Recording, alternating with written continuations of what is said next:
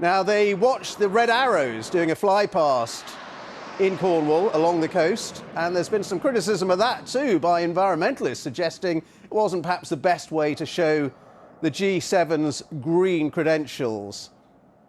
Boris Johnson, of course, has promised that there will be a green revolution. Well, let's talk a bit about that and what the G7 are talking about today on climate change with Leo Hickman, who's editor at Carbon Brief, which covers the latest developments in climate science, climate policy and energy policy.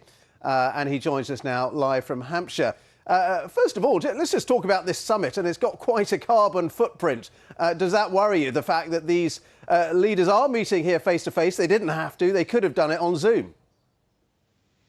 I think that's right. There's a little bit of an element of the whole thing being a little bit tone deaf when it comes to climate change. As you said, the kind of red arrows display and them all jetting in from around the world.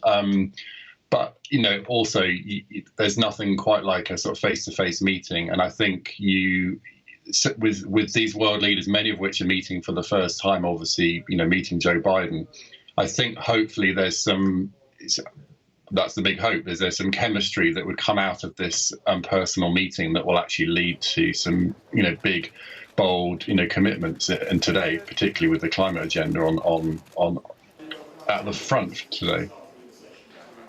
And who better for them to hear a warning about climate change from than Sir David Attenborough, the great naturalist, and he's going to tell them that the decisions they're going to be making are some of the most important in human history. Do you think they are up to that challenge with the commitments that we've already heard that they're likely to make here?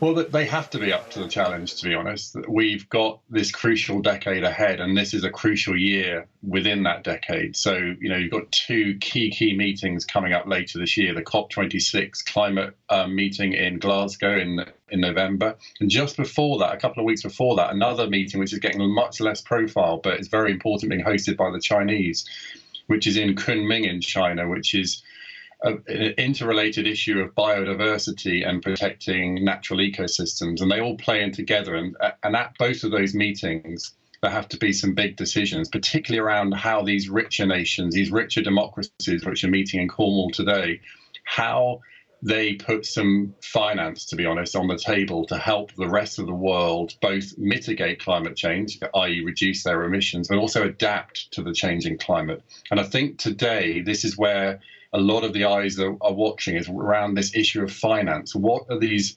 wealthiest nations in the world, which have also invited other key countries such as South Korea and Australia to the party, how they're going to make some big commitments? They've made commitments before, and many of the poorer nations don't believe they've come through with those commitments. So this is a real key moment of trust for those developing nations ahead of meetings such as COP26.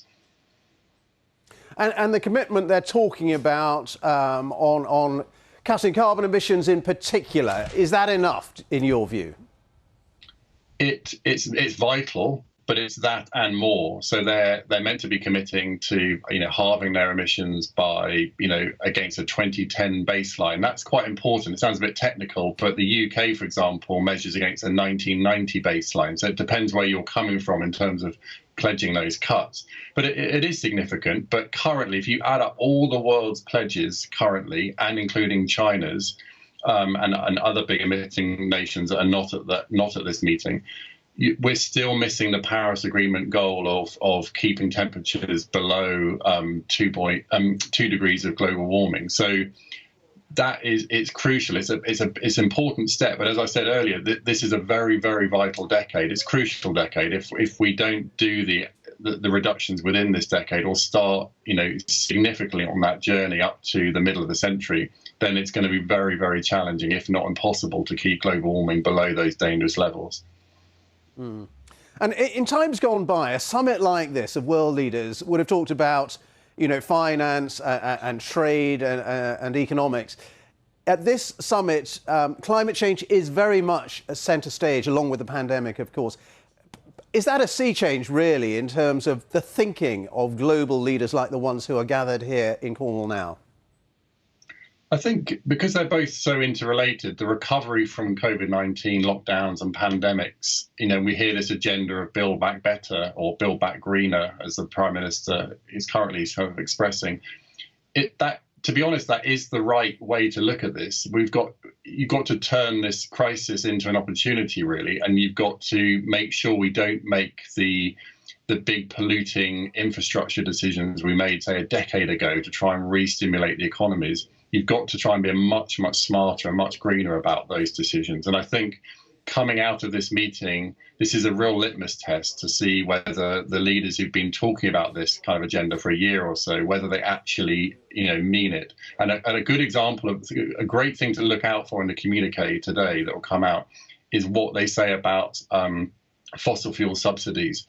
The G7 has always skirted around this issue and done very, very weak wording around this, not committing to stop financing and supporting fossil fuels, or in their own countries, and they've always been very poor the wording around that. If the word is tightened on that today, that will be a little detail to look out for in the communique, I think.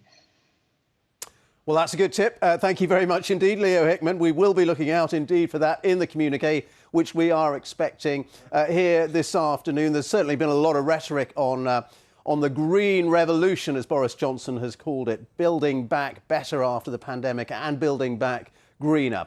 Well, now,